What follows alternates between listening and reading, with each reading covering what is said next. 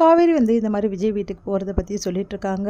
கங்கா, யமுனா அதுக்கப்புறம் அவங்க அம்மா எல்லாருமே இதை பற்றி கேட்டுட்ருக்காங்க. அவங்க அம்மா ரொம்ப சந்தோஷப்படுறாங்க. சாரதா, நீ அங்கே போகிறது தாண்டி கரெக்டு, அங்கே தான் நீ இருக்கணும் அப்படின்னு சொல்லிகிட்ருக்காங்க. ரொம்ப சந்தோஷம் நீ சொல்கிறாங்க. இதெல்லாம் கேட்டு கங்காவும் யமுனாவும் வந்து அப்படியே வந்து மனசுலேயே வந்து பொறுமுறாங்க.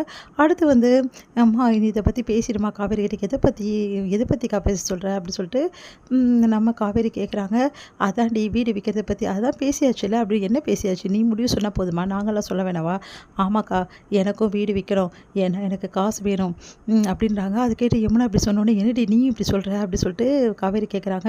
ஆமாக்கா, அவர் வந்து பிஸ்னஸ் ஆரம்பிக்க போகிறாரு, அதுக்கு பணம் கொடுக்கணும். அவங்க அம்மா கொடுத்தா அதுக்கப்புறமா என்னை வந்து அந்த வீட்டிலே இருக்க விட மாட்டாங்க, அதனால் நான் தான் கொடுக்க போகிறேன். அதனால் இந்த பணம் வந்து அவருக்கு நான் கொடுப்பேன், நிவினுக்கு அப்படி சொல்கிறாங்க.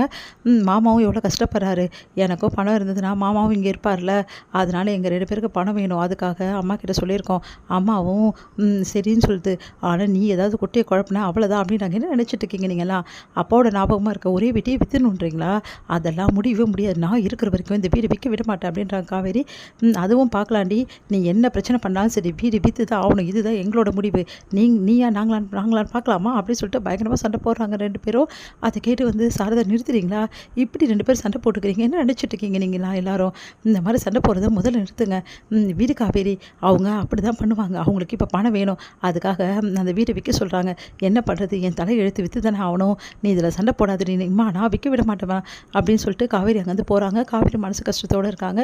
விஜய் வராரு. விஜய் வந்தோன்னு நடந்த விஷயத்த சொல்லி காவேரி அழறாங்க. விஜய் அப்படியே கட்டி பிடிச்சிட்டு அழுதுட்டுருக்காங்க. காவேரி, நீ அழாதடி, சொன்னா கேளு, உனக்கு என்ன இப்போ பிரச்சனை, அந்த வீடு உன் கையை விட்டு போகக்கூடாது அவ்வளோதானே? ஆமாங்க, ஆனால் அவங்க சொல்கிறதும் பாயிண்ட்டுன்றாங்க அம்மா. அம்மா என்ன நினைக்கிறாங்கன்னா, ஏன் பொண்ணுங்க கஷ்டப்படணும், அவங்க பாவம் போகிற இடத்துல ரொம்ப கஷ்டப்பட்டுட்டு இருக்காங்களே, அதனால் அவங்களுக்கு வந்து பணத்தை கொடுத்தா அவங்க சந்தோஷமாக இருப்பாங்கன்னு நினைக்குவோம். ஒரு அம்மாவா அதை தானே யோசிப்பாங்க, அத்தை யோசிக்கிறதுல என்ன தப்பு இருக்குது, அது கரெக்டு தாங்க. ஆனால் என் அப்பா ஞாபகமாக இருக்க அந்த ஒரு வீட்டை என்னால் விற்க முடியாதுங்க, அதை விற்றுட்டா என்னால் தாங்கிக்கவே முடியாது அப்படின்னு சொல்கிறாங்க. ஏன் காவேரி கவலைப்படுற, இப்போ பார், அவங்களுக்கு சேர வேண்டிய காசை கொடுத்துட்டா எந்த பிரச்சனையும் இல்லைல்ல, அதை தாங்க நானும் சொன்னேன், பணத்தையும் கொடுத்துட்றேன்றா. ஆனால் அவங்க என்னை நம்ப மாட்டேங்கிறாங்கங்க. நீ எல்லாம் என்ன அப்பளோ பிஸ்னஸில் பண்ணி எங்களுக்கு பணம் கொடுப்ப, எங்களுக்கு பணம் உடனே தேவை, நீ கொடுக்குற வரைக்கும்லாம் நாங்கள் வெயிட் பண்ண முடியாது சொல்கிறாங்க. நான் என்னங்க பண்ணுறது? சரி காவேரி, 5 பங்காக போட்டால் 2 பங்கு தானே அவங்களுக்கு தரணும், அந்த பணத்தை நான் தந்துடுறேன் அவங்களுக்கு அப்படின்னு. நீங்கள் எப்படிங்க தர முடியும், இப்போ இருக்க நிலைமையில உங்ககிட்ட ஏதுங்க அவ்வளோ பணம்? என்கிட்ட இல்லை தான், கொஞ்சம் டைம் வாங்கிக்கலாம், எப்படியாவது பரட்டி கொடுத்துருவான், நீ கவலைப்படாத, அந்த வீடு கண்டிப்பாக உன் கையை விட்டு போகாது. நீ விஜயை நம்புறியா நம்பலையா அப்படின்னு. நம்புகிறேங்க, உன் புருஷனை நம்பிடி, கண்டிப்பாக இந்த பிரச்சனையை தீர்த்து வைப்பேன், உனக்கு அந்த வீடு கண்டிப்பாக இருக்கும் காவேரி, நான் அந்த வீடு உன் கை விட்டு போகாது, கவலைப்படாதடி அப்படின்னு சொல்கிறாங்க.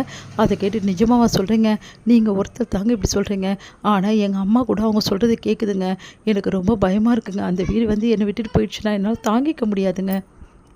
சரி காவேரி, கவலைப்படாதடி, சீக்கிரமாகவே வந்து இந்த பிரச்சனைக்கு தீர்வு வரும். இங்கே பாரு, உன் அக்கா கிட்டேயும் உன்னோட தங்கச்சிக்கிட்டேயும் பேச வேணாம், உன் அம்மா கிட்டே நான் பேசுகிறேன், அவங்களுக்கு நான் நிறைய விஷயங்கள் சொல்கிறேன், அவங்க அக்கா தங்கச்சிங்களை சமாளிப்பாங்க, அவங்க சொன்னால் அவங்க கேட்டு தானே ஆகணும் அப்படின்னு. என்னங்க சொல்கிறீங்க, நிஜமாவா சொல்கிறீங்க? ஆமாம் காவேரி, நான் அத்தைக்கிட்ட பேசுகிறேன், அத்தைக்கு புரிய வைக்கிறேன், சீக்கிரமாகவே இந்த பிரச்சனைக்கு ஒரு தீர்வு கண்டிப்பாக வரும். அவங்களுக்கு தேவை பணம் தானே, வீடு விற்றாலும் விற்கிறனாலும் அவங்களுக்கு அதை பற்றி கவலை இல்லை, அவங்களுக்கு இப்போ பணம் தேவை, அதனால தான் வீடு விற்க சொல்லி கம்பல் பண்ணுறாங்க. கரெக்டாக? ஆமாங்க, அந்த பணத்தை கொடுத்துட்டா அந்த வீடு பிரச்சனை தீர்ந்துடும்ல. ஆமாங்க, அதுக்கு நம்ம ஏற்பாடு பண்ணுவோம், நீ கவலைப்படாமல் இருக்கா வேறு, எல்லாத்தையும் பார்த்துக்கலாம், இது ஒரு பெரிய விஷயமே இல்லை, எல்லாத்தையும் பார்த்துக்கலாம் அப்படின்னு. பணம் எப்படிங்க கிடைக்கும், அதுக்கு எல்லா ஏற்பாடும் பண்ணலாம் காவேரி, நீ கவலைப்படாமல் இரு அப்படி சொல்கிறாங்க.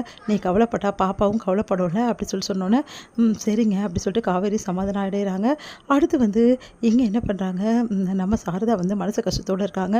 காவேரி ஒரு பக்கம் வீடு விற்கக்கூடாதுன்னு சொல்கிறா, இவங்க 2 பேரும் வீடு விற்று எங்களுக்கு காசு கொடுங்க, எங்கள் வாழ்க்கை தான் எங்களுக்கு முக்கியன்றாங்க, இவங்க வாழ்க்கையும் நான் பார்க்கணும்ல அத்தை, காவேரி பேச்சு கேட்டு நானும் பண்ண முடியாதுல்ல அத்தை அப்படி சொன்னோன்னே, நீ சொல்கிறதும் கரெக்டு தான், ஆனால் சந்தான ஞாபகமாக இருக்க அந்த வீட்டை விற்றுட்டா என் மனசு தாங்காதுடி, என்னால் அதை ஜீர்ணிக்கவே முடியல, என்ன பண்ணுறதில்ல, எனக்கும் அப்படி தான் இருக்குது, ஆனால் பசங்களோட நல்லதையும் நம்ம யோசிக்கணும்ல அத்தை, பார்க்கலாம் என்ன நடக்குதுன்னு சொல்லிட்டு அப்படின்னு சொல்லிட்டு 2 பேரும் யோசிச்சுன்னு மனசு கஷ்டப்படுறாங்க.